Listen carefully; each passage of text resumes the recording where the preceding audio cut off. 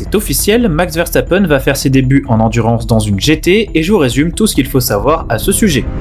On le sait, Max Verstappen est un pilote pas seulement passionné par le bling-bling de la Formule 1, mais par la course, la vraie. Et depuis plusieurs années, il évoque son attrait pour les championnats de GT et d'endurance, et en début de saison, il avait même été aperçu entre deux grands prix de Formule 1 sur le Nürburgring sous le faux nom de Franz Herrmann au volant d'une Ferrari 296 GT3. Ce week-end, il retrouvera le mythique circuit allemand pour participer à la 7e épreuve de la saison de NLS, un championnat où toutes les courses se déroulent exclusivement sur la Nordschleife. Il roulera pour cette course de 4 heures avec l'écurie Lion Speed GP, aussi présente en GT World Challenge Europe, et prendra le volant d'une Porsche 718 Cayman GT4 pour sa toute première course officielle dans une GT, aux côtés de Chris Lulam, second au classement général de GT World Europe, et qui pilote dans l'écurie dont est copropriétaire Max Verstappen avec Red Bull dans le championnat. Et la suite, eh bien on la connaît déjà, car dans 2 semaines, soit après le Grand Prix d'Azerbaïdjan, Verstappen retrouvera sa Ferrari 296 GT3 toujours en NLS pour l'avant-dernière manche de la saison qui durera elle aussi 4 heures.